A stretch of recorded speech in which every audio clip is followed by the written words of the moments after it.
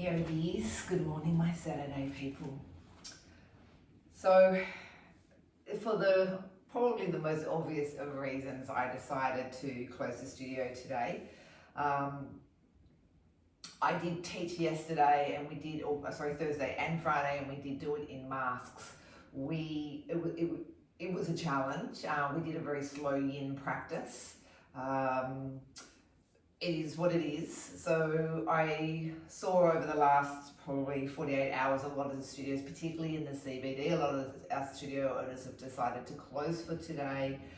Some of them are closed until next week, because obviously they have a lot of people coming in and out because of working in the CBDs and in some of the hotspot areas. I think for the safety of us all, this is the best option at this point in time. Each day, each hour, we reassess. But if we all do our little bit, I believe that it'll have a huge impact. So the most important thing for me is that you guys are safe. Your safety, my safety, and everybody else is our key priority here. So the beautiful thing is you get to do this in your time when you want to, and you might even rope in some little friends to come join you as well, because you've got access to this indefinitely. It's my gift to you, so I won't take it ever down from YouTube. It's all yours.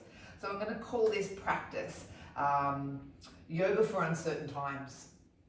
I have taught a class very similar to this before. Primarily what happens in uncertain times is obviously this overwhelm and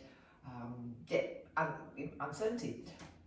What would help us in those times? Grounding practice, but also poses that give us this sense of stability and strength. So things like warrior, like I've got this, they're powerful poses. So we'll start off with some grounding poses, nice and low, making us feel as though that we've got, that we're centered, and that we've got, this feeling of okayness.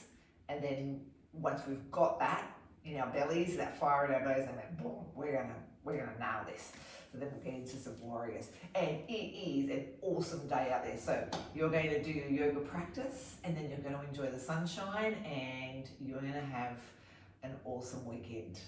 And a great start to school holidays for all those who are ready for school holidays. So let's come and start with pranayama. And welcome to my home if you've never seen my home. This is my lounge room. Welcome to home. If you hear this crushy kind of noise, that's the ocean in the background, because it's literally just down there. So don't worry if you hear this kind of weird little noise. That's all it is that the waves are rolling in, because we had a beautiful strawberry moon last night. We had our last super moon for 2021, which was quite special. Come join me. Take a slow breath here when you're ready. Drawing the breath in, drawing the breath out through the nose. And when you're ready, just notice not only the slowness of your breath, but perhaps how smooth you can make each of your breaths.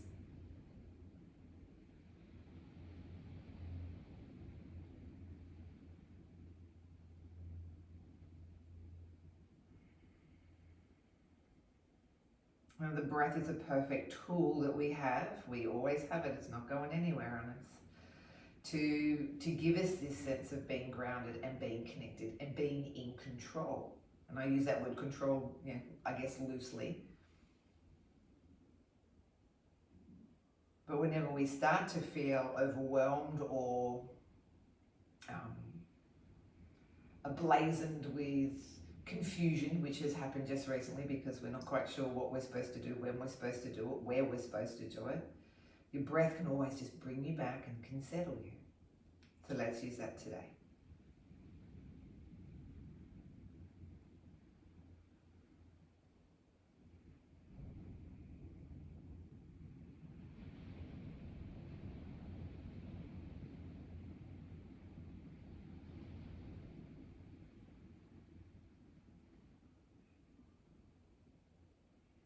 Notice with the breath here that on the inhalation you take a full inhale. You do fill the lungs from the bottom, from their lowest of lobes. And then similarly on your exhale, you really let go. You let the breath fully empty. And as you do, you're mindful of no force or strain to the breath. So we start to sit in this really beautiful, I call it a melody. It's like a dance, the breath.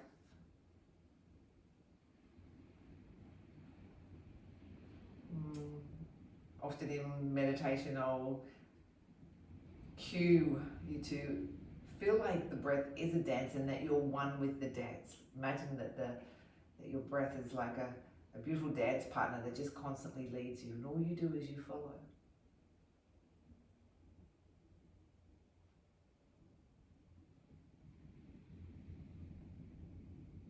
So you don't manipulate or you don't force the breath. You just refine it.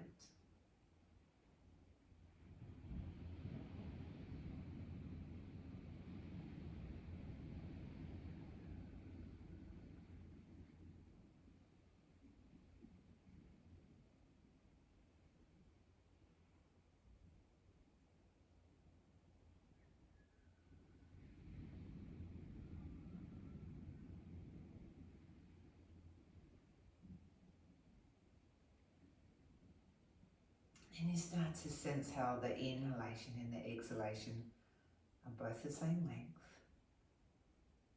They come with ease.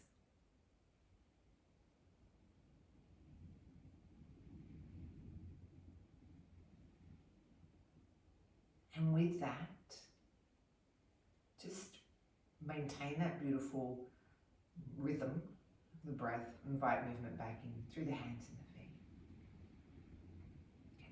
If you're sitting in pranayama with me, we're just going to take a moment to lie down. This will give us the sense of being grounded. You'll find that most grounding practices are very low to the ground. Or we have a lot of contact on the floor with our hands and our feet so that we feel like we're rooted to the earth. So in saying that, let's do hands to the floor, feet to the floor, and take ourselves into a few pelvic curls. And breathing in at the top of that lift. And breathing as we ease back down slowly, setting the spine down into the mat one vertebrae at a time. Coming back through the back of the pelvis is onto the mat, so we'll just take a couple more, pressing down through the feet and curling up.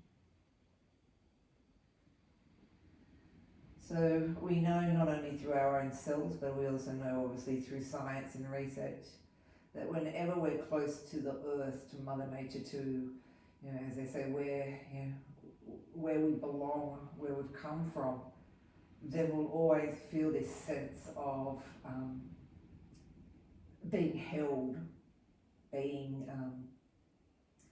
contained and being nurtured, being supported. Hence the reason why often when you go into nature you feel better, you feel like everything's okay, nothing's going to, and my worries seem to sort of just drip off me.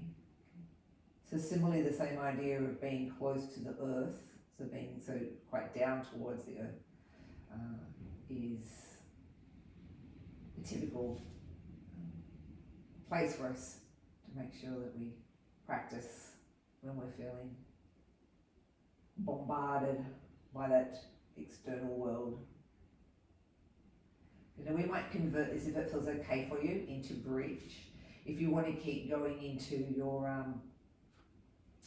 curls, you're most welcome to. Otherwise, as we sit up into bridge, we've got the feet pressing into the floor. Now we've got the arms quite actively pressing down into the floor as well.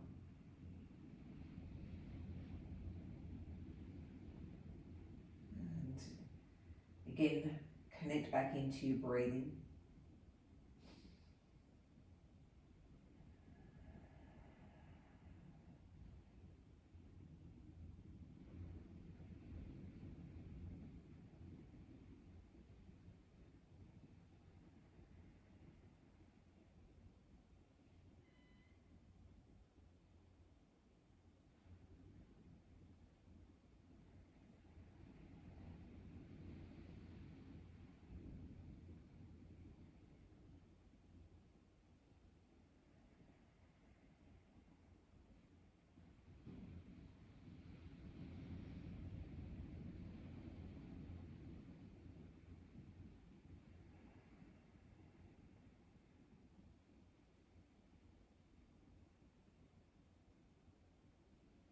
Easing the arms slowly out from underneath us, we wind the spine softly back down and into the floor.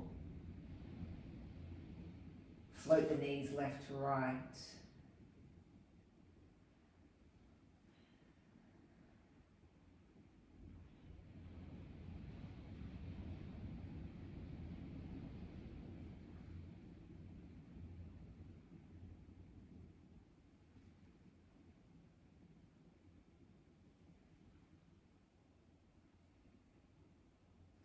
And then when you're ready, leave the legs out there towards the left-hand side.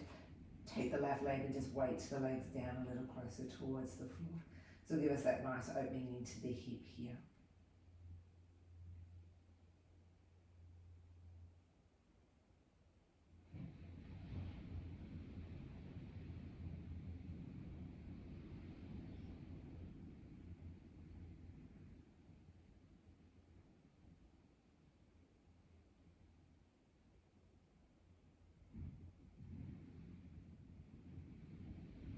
Release the legs and float to the other side, and do the same by taking your right leg to weight your left leg down.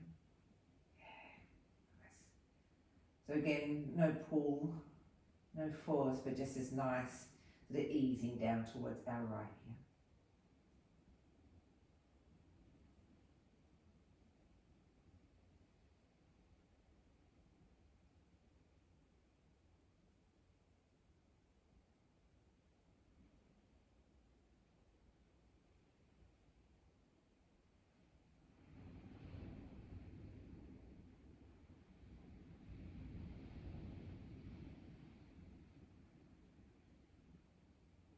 Releasing the legs and slowly bringing them back into center. Now bring your knees into your chest. So I always like to do this after we've done knee floats. I know some people like to bring their knees into their chest straight away after pelvic curling, but I read some articles, some research articles about going into the an opposing pose immediately after like a strong or a repetitive pose. So for example, we were doing some back extensions then in pelvic curling. Or say even if you did something as radical, well, radical is not the right word, but as strong as say plow pose, which is going that like in different directions, and then you went into a forward fold. They're two opposing positions, and particularly for the back, it can and has, if you've got a bit of a vulnerable back, be really dangerous for your discs. So I'd like to do this now. Now this is great grounding practice when you tuck in, when you bring yourself in quite close to yourself. Again, this is like our fetal position basically, isn't it? So what did we feel in that position? We felt very protected, didn't we? All right, let's go take this into a twist now. So right down towards the floor. And I'm hoping your floor's a little warmer than my stone floor, because they were no colder than the studio, concrete underneath those floorboards. When I look at some of you with your arms outstretched on the floor, I think, oh, I wish I had floor heating. Those ancient yogis 5,000 years ago didn't. So we don't need to be that soft. So you can always look opposite these knees. You don't have to weight those legs down if you don't want to. You can have your arms fully down into the floor, whatever feels comfortable for you.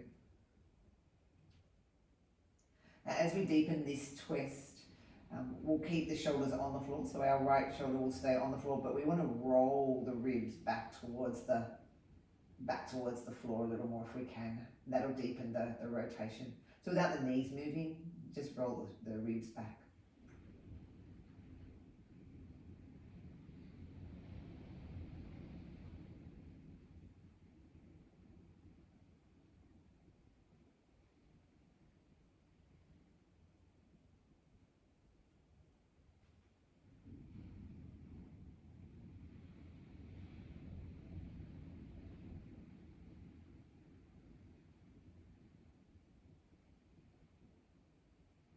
So release the legs and very slowly draw us back to center, and then off you go.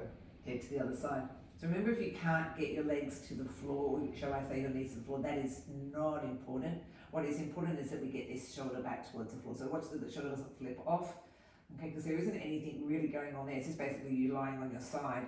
Where the work comes is as we roll this shoulder back.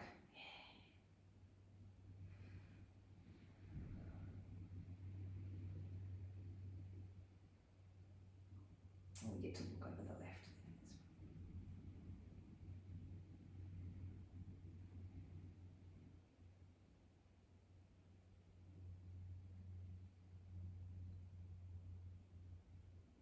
Good. Roll the head slowly back to the center. Take the weight off those legs. Ease them back in. One more knees to chest for me from here. And I'm going to get us pretty quickly up into sitting because we'll do some work in a seated capacity.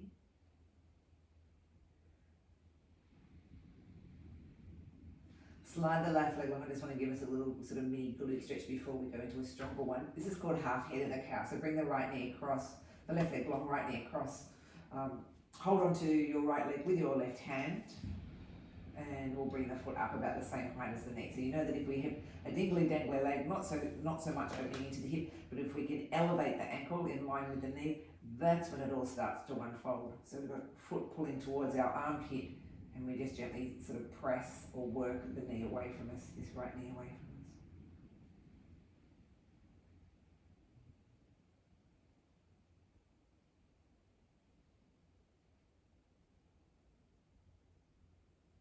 A little more achievable than lying head of the cow.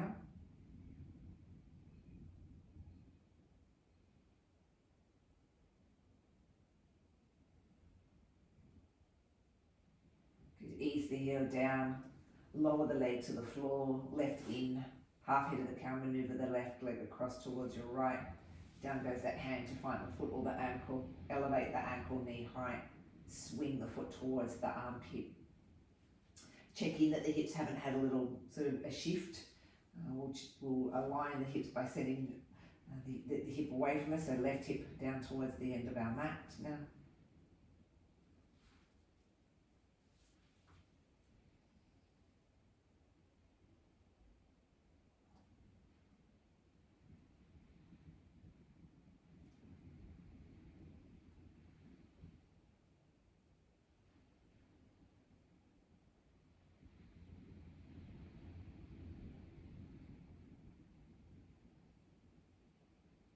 Ease the heel down. Place that left sole of the foot onto the inside of the right leg. This is a line. It's lying Janusharasana, but it's also like a lying tree if we think about it. Watch that the left leg doesn't roll us all the way down on towards the left. Maybe even get the flesh out from underneath your butt, so you don't let it roll you or tip you to the left. Left knee weights down, right leg anchors to the floor. I sometimes even put my right hand onto my right hip in this instance, just to again check in that it hasn't, it's not trying to go with the bent leg. And perhaps more so, I consciously roll more to my right. It'll let my left leg come up a little bit more, but then that gives me this opportunity to be able to let the leg or that knee sort of go a little weighty down towards the floor.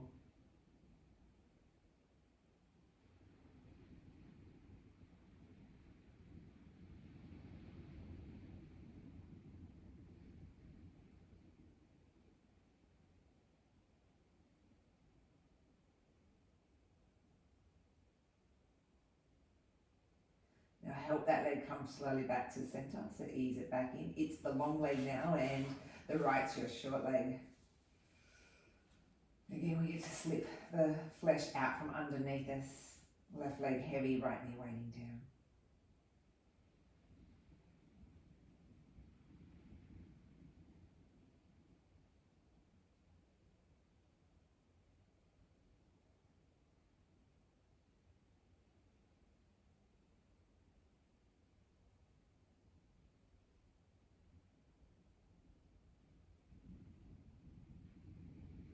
And ease the left foot in, and now you're in this lying butterfly pose.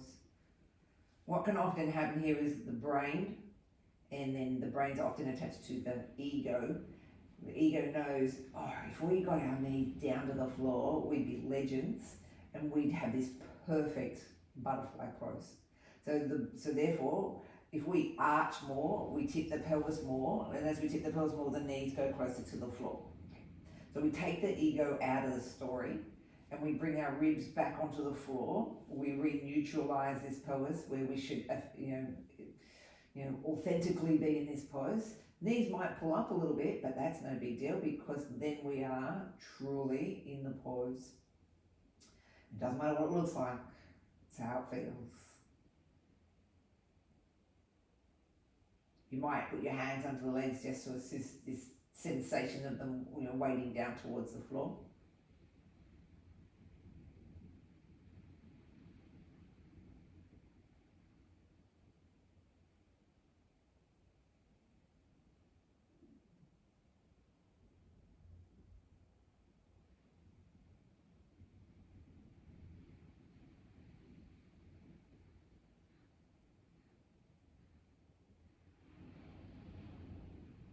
And then to assist the legs, I like to assist them to come back to close because I don't want to overstretch the groin, the ligaments in that groin, and gradually.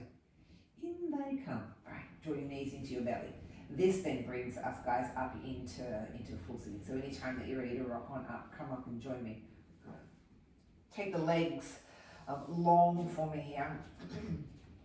And really feel the heaviness of the back of the thighs. Sort of grounding us down into the mat, and hence obviously into the earth and into the surface beneath us. Curl forward on the exhale. Oh, creaky, creaky. If it's okay to grab the feet, we might grab the feet. If not, we're going to hold on to the legs.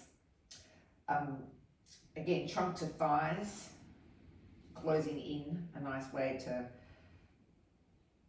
feel protected, feeling grounded.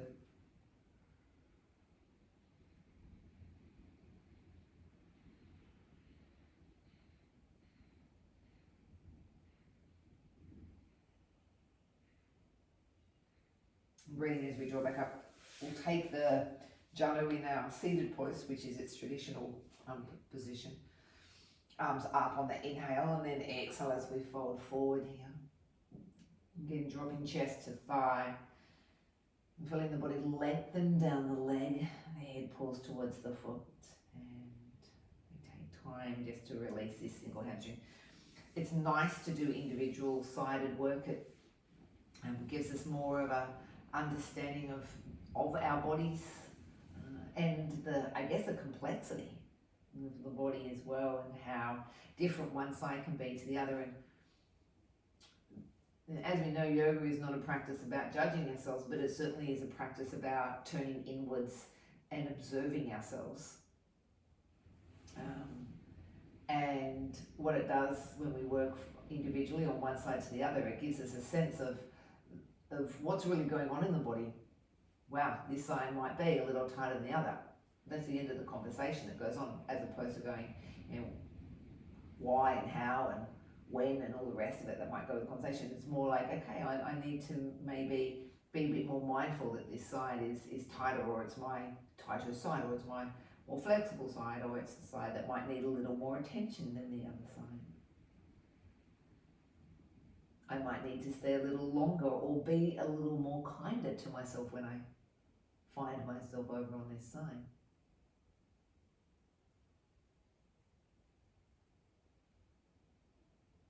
Release and ease your way back up. As we switch the leg over, so this left leg is going to jump over the right leg again. Feel that groundedness by anchoring the foot down into the floor. So it's my left foot, my right arm holds us in, and then my left hand returns back to the floor. So you can see again how grounded this is, that we're in tight, we're snug in, and then we've still got contact back onto the floor here. Press down through that left foot, lift through the crown, take that nice easy twist around.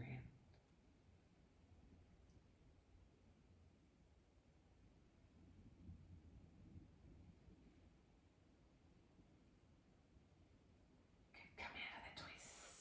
Good. Switch those legs. Left's long, right's your short leg. Lift and rise. Tuck on forward. Bringing us down, bringing the chest towards the leg, the head to the foot.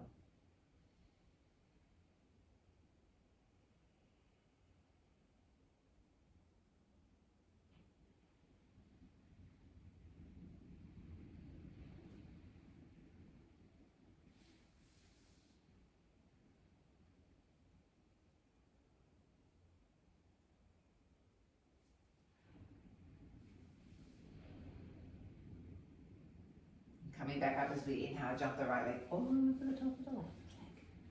Hang on in. Ground down through the sit bone. Ground down through the foot.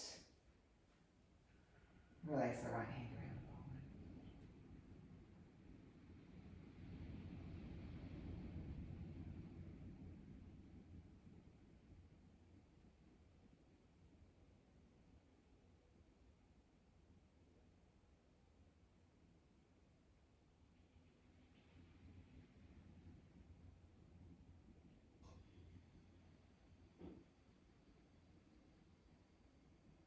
Good, breathing in as we unravel out of the twist.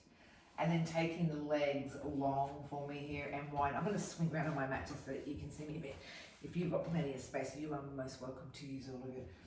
If you want to use a prop to come through the front here just so that you don't feel any strain through the neck and the shoulders, you're most welcome to. Otherwise, hands are also fine. Some people can float right down and drop into their forearms quite easily.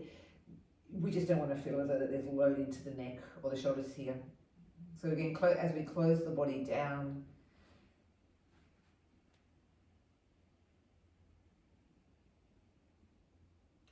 allow the feet to roll out as opposed to rolling in.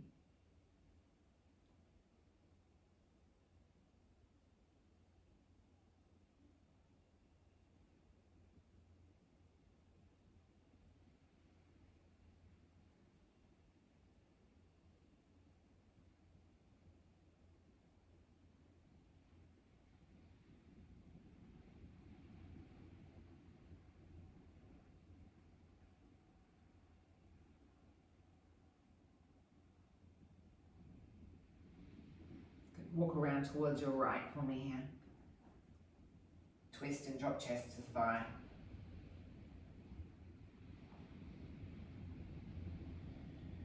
And keep the hands close contact to the floor.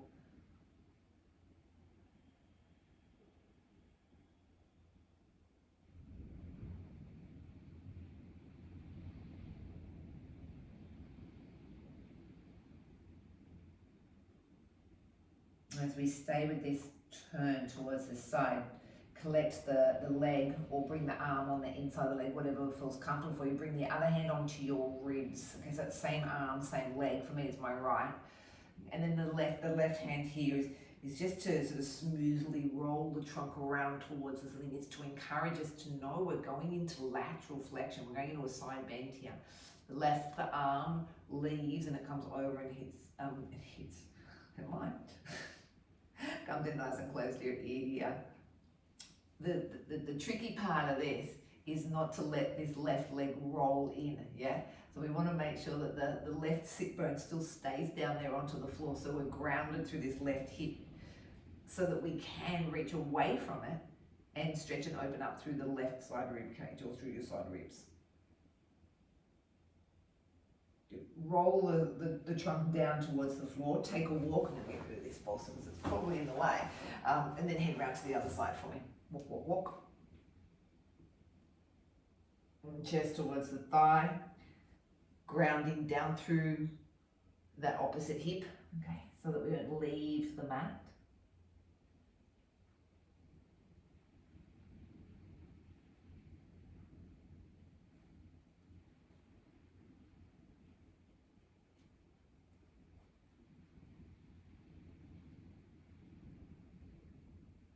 As we open up this one, all that lateral bend, same arm as leg, ribs revolve around towards our roof, go around towards the ceiling.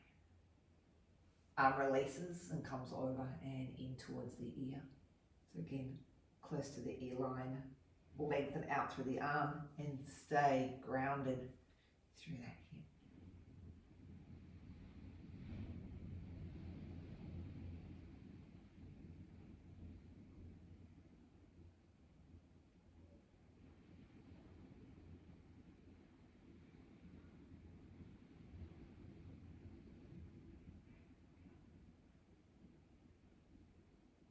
Close it down, breathing out. Walk slowly back to the center.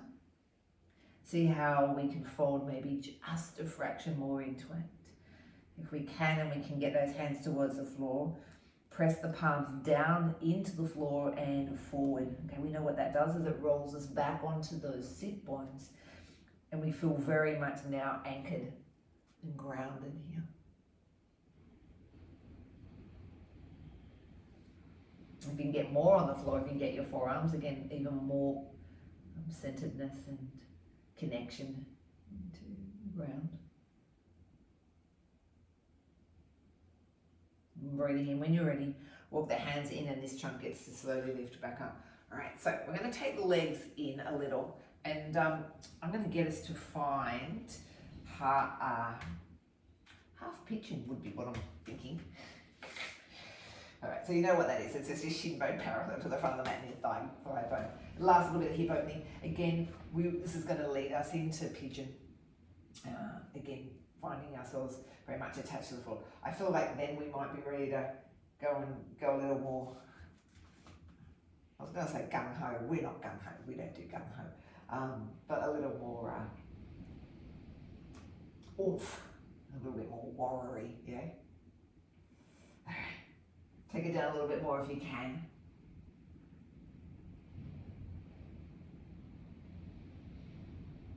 The other day I taught a practice that's called Salute to the Moon. It's for my 21-day challenge in my for the online people. And with no warm-up at all, which is traditionally how it's done. This little body didn't like that. Already walk out that back leg. Then we're going into pigeon. The importance of making sure that your foundations are strong. First of all, I always think of in all my training days of in my adult ed training days, corporate world, we always say you've got to build that foundation. That foundation's got to be strong. If this foundation is not strong like a house, it'll all collapse. Pretty much rolls with the rest of life, doesn't it? Walk that foot back a little bit more. You know, our yoga foundation needs to be. We need to make sure that we've got this preparation first before you start expecting the body to do strong, powerful stuff.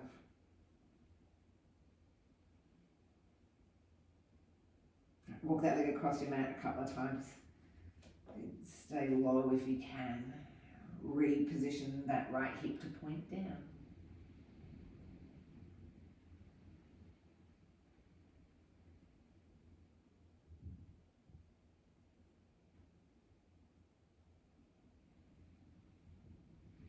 Good. Breathe in, roll over onto that left hip. Take yourself and do a really graceful move over to the other side. See, this is the good thing about being online. I don't get to see how ungraceful that you might be. Well, then we're in this little half one.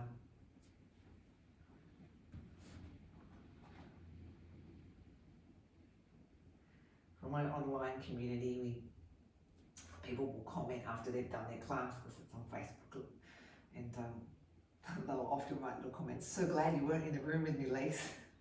So glad you didn't see me do that one. Got a little bit tangled up in that one. It's cute.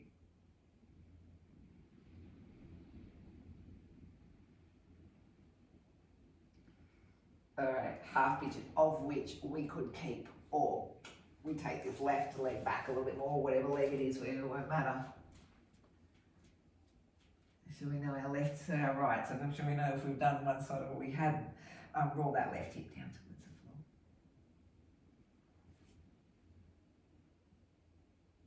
It goes back a few extra steps.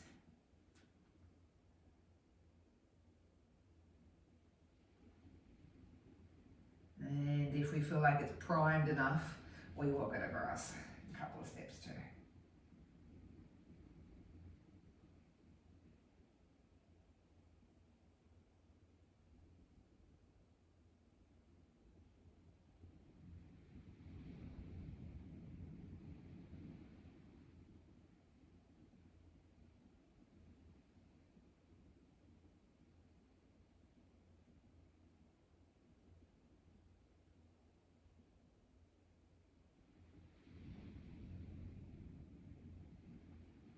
roll the hip back down towards the floor. Swing the legs around, both feet onto the floor for me in this next one.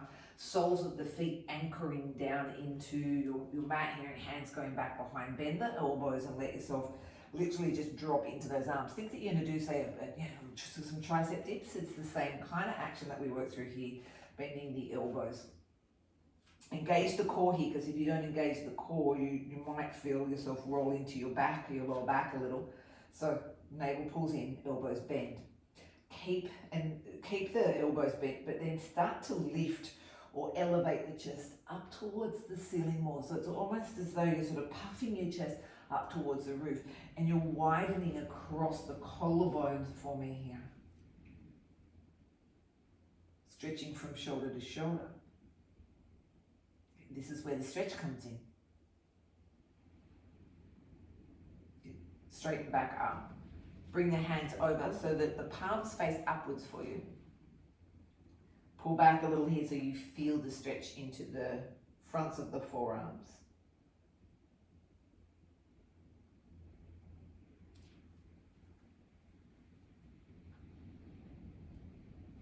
Good. Ease back up. Take the hands into fists.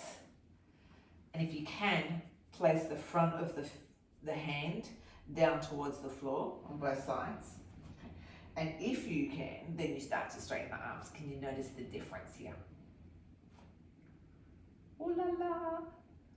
It's nice though, isn't it?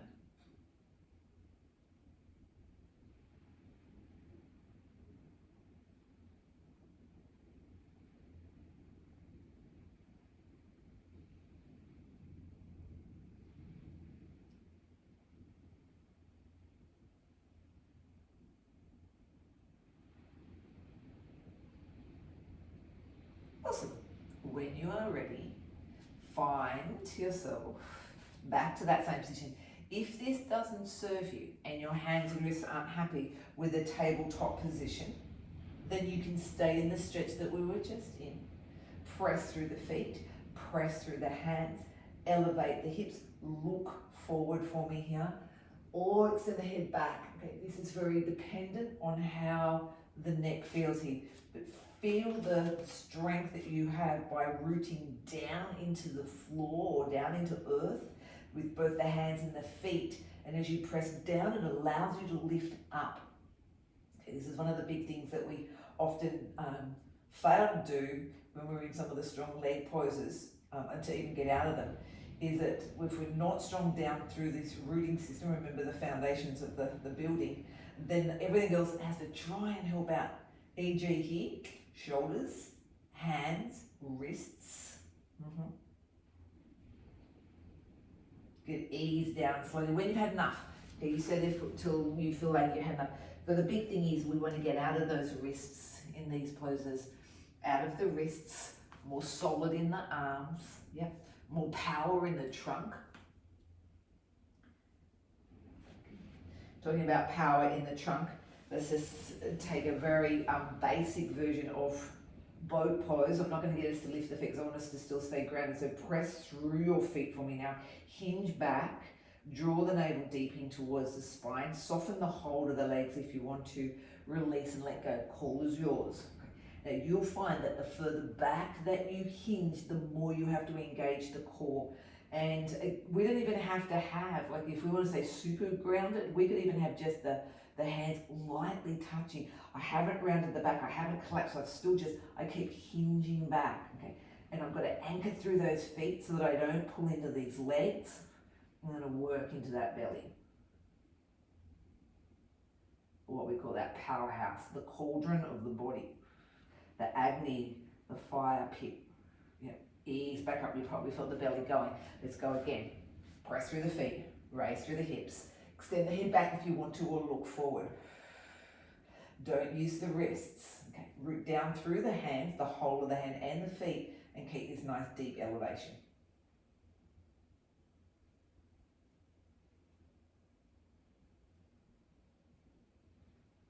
And keep breathing. That's handy.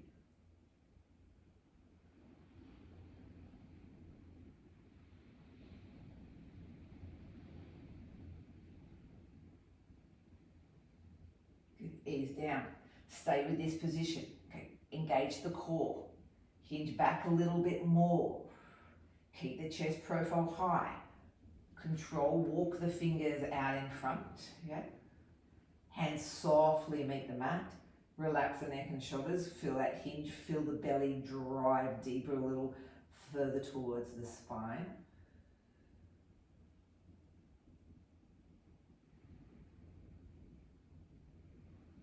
Good. Inhale, walk back or come back up. Long legs. I'm going to take this back into Paschimottanasana, which is forward fold.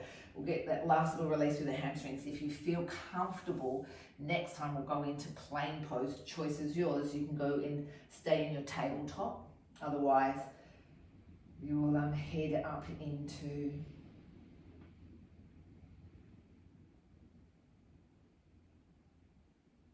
plain.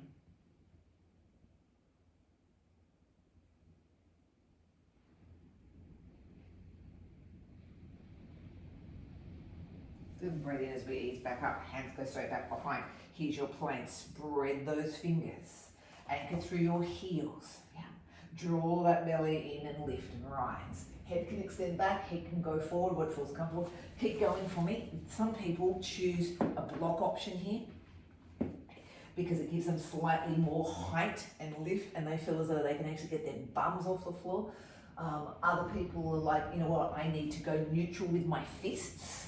And that's okay too, because for some, it's all, regardless of what they do, it's very hard to get out of it. So I am happy if you feel comfortable with that, you go for it. Otherwise, traditional. Stay for as long as you feel comfortable.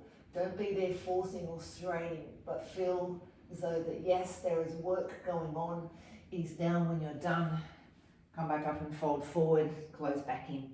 So it's a little bit of a twofold kind of practice, isn't it? That's grounding and really strong and powerful, but grounding also because we can close back down and feel confident.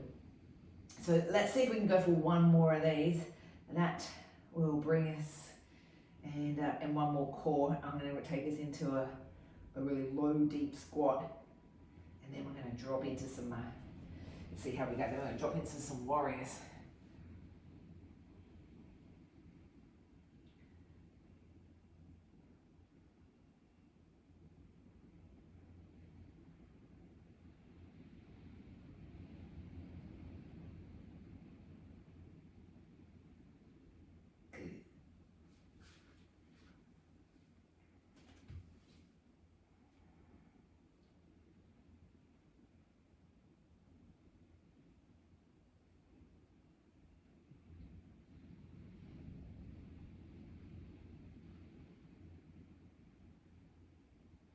You can come back up into the last of your boats. Hinge back, hands forward. Feel that you can press through. I know there's not a lot of power through the feet because of the fact that we're so far away from them, but press and work through the belly.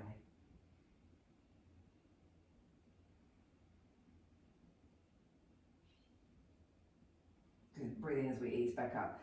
Swing the legs around to one side. Come and bring yourself into a low squat. I'm going to take us, if it's okay with you, I've left my blocks behind, but into a low squat, Malasana. Again, feel the strength that you can create by pressing through your feet. Allow the chest to stay lifted. The elbows just gently press or pry the legs away.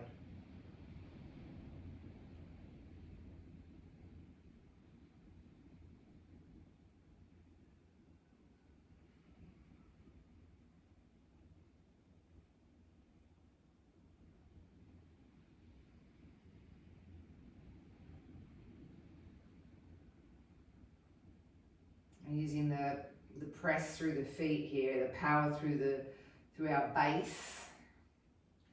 See if we can come up to stand here. So press, and drive through those legs. Let the arms lift and rise. Bring the hands back around to the heart center and meet me here at Tadasana.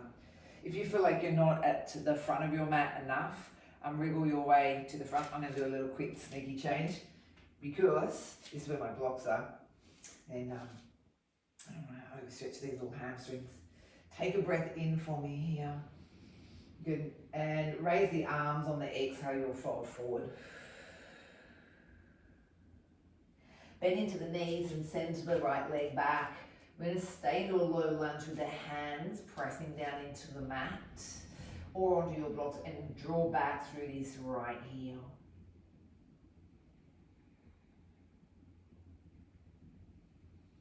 Keep anchoring through this left foot and let your chest rest onto the thighs. You bring your hands to the heart center and keep that groundedness through the feet. Come up about halfway here.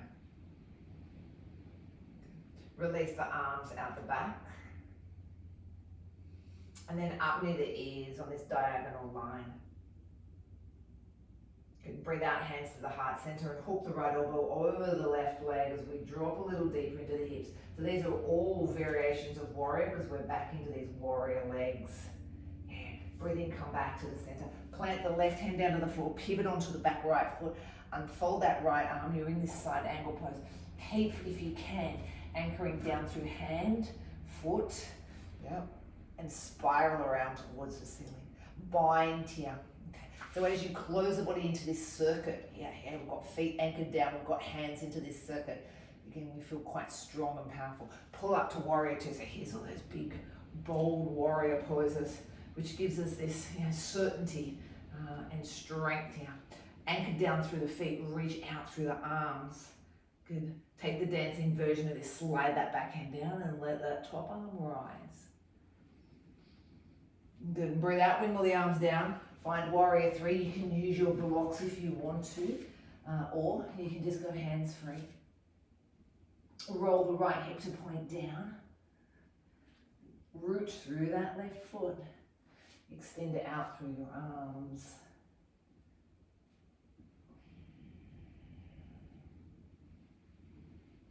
Good, as we breathe out, release the hands down towards the floor, step back into down dog. Again, quite a strong pose for anchoring down into the earth. Both feet are pulling down, both hands are pressing down and stretching forward for us here.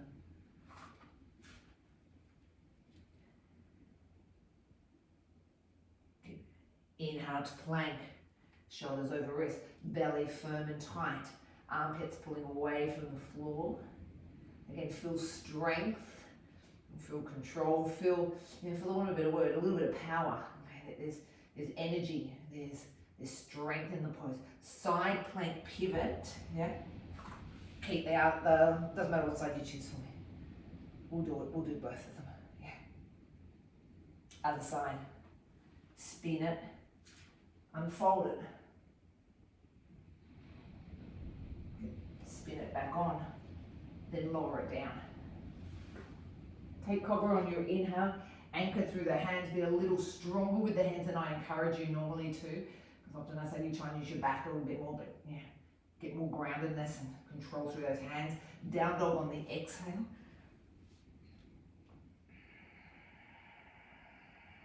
And take the right leg to lead you. Okay, low lunge starts us off, pop down into those hips. Root through the feet, hands to heart as your chest rests onto that leg. A little higher if we can with the chest, reach it out through those arms, back behind. Good. Then near the ears. Good, and breathe out, hands to prayer, hook over that knee. So we're over this right knee now.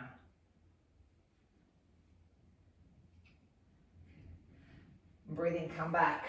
Side angle, back hand onto that floor. Pivot and open. The left arm unfolds. The right arm keeps anchoring into the leg. Swoop it round, collect those hands. Tuck the hips in. You can see how your hips pull out. Tuck them in. So it's a true side pose. Press through the feet. There's your warrior two. Drop into that front knee. Draw down through the shoulders, reach out through those hands. Dancing version. Inhale. Good. Exhale. Windmill those arms down to the floor. Prepare for warrior three. Up goes that back leg. Oh, watch out that I don't take out that chair. Raise those arms.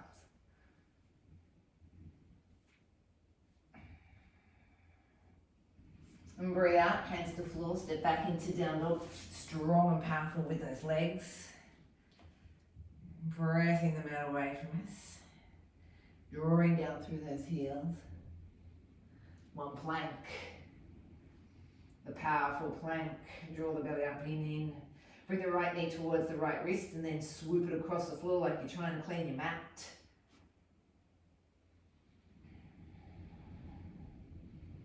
Step it back and do the same on the left. Pull it forward and swoop it across. Sweep, sweep. Both feet back. Hold here. Inhale. Exhale. Down we go. Ready for cobra. Breathing it in. Good. Exhale. Push up and press back. Down dog. Look forward. Step the left foot forward here. Stay with it as if we go to easy chair. Press down through the feet. Now sometimes they call this a lightning bolt. What else is it called? Lightning bolt, easy chair.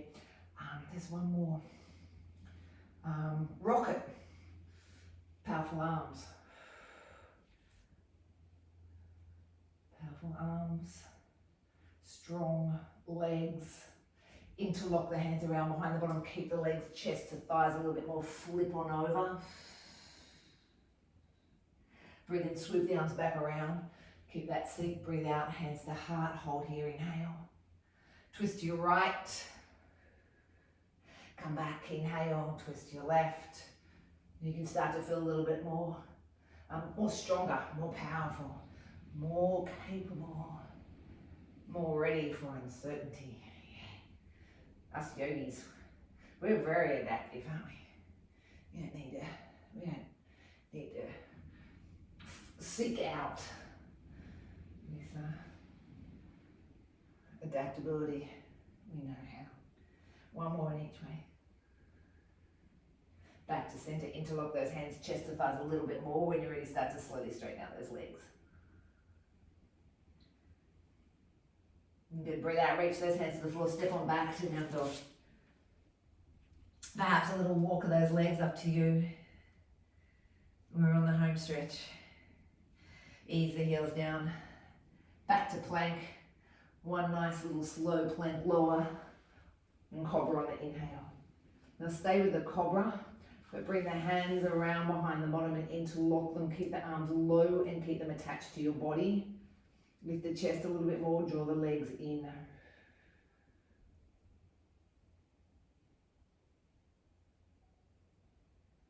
And this we call locust.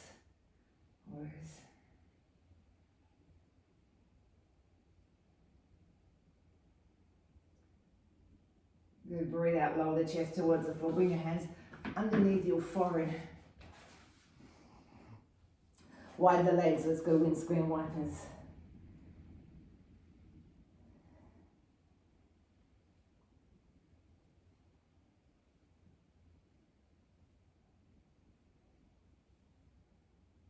Good. Leave the feet touching.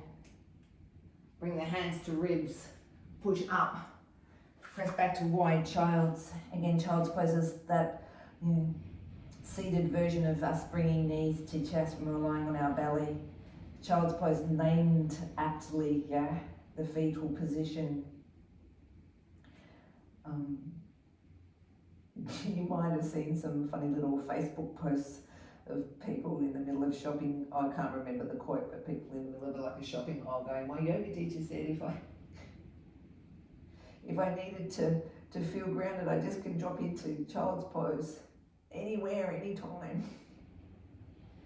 It's true, because you're tucked in nice and low. And like many instinctive animals, like you think of, say, like a turtle or they drop into their shells and they tuck in or they curl up into a little ball. Even the echidnas do the same. To protect themselves, they roll themselves up into a ball. Again, sort of this stillness. I know when we go away to one of the properties that we often visit, and there's lots of wombats. They just stop in their tracks. They go very still. They close in, so that they think you can't see them. But again, this is that animal instinct of closing in. to protect yourself. Alrighty, you're good. You're gonna want those hands in. You're gonna roll back up nice and slowly, feeling totally grounded in uncertain times. Come down towards the floor. You're gonna prepare for relax. Bring anything that you might like to use to support you.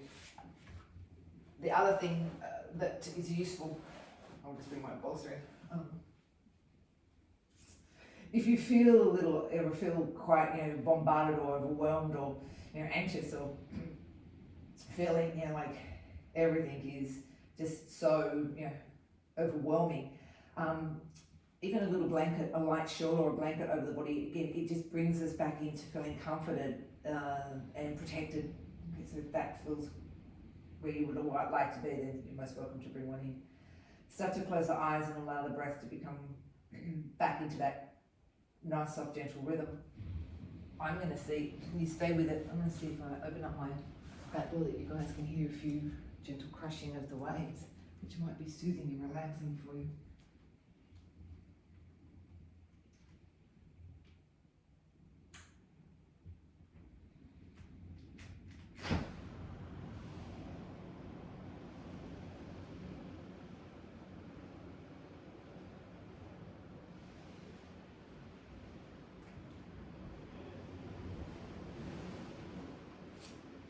But notice the slow rhythm that you can invite back into the breath here.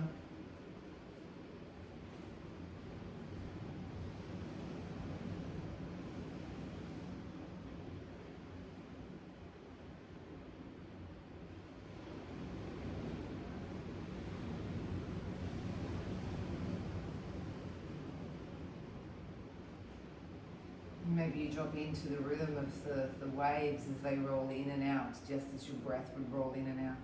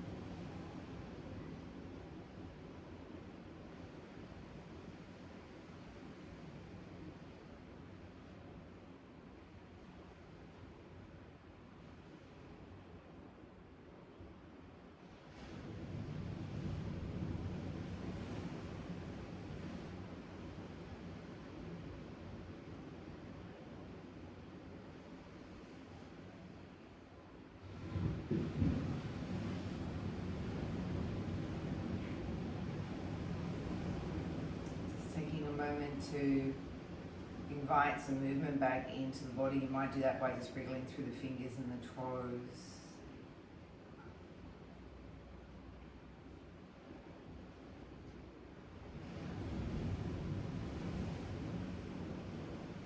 Anytime that you're ready to roll over and to rest onto one side, take time to find a side that's most comfortable for you.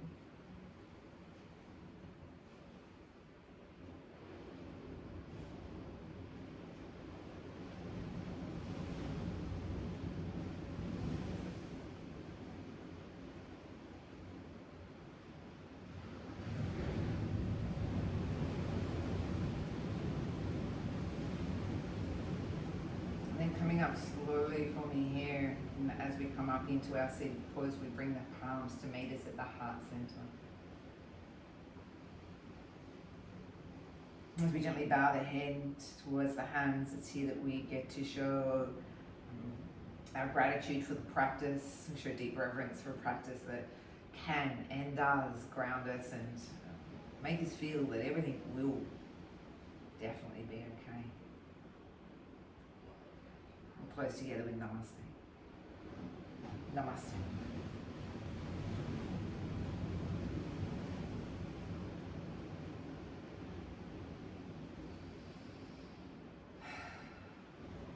Thank you, everyone. Thank you for being so patient and so understanding.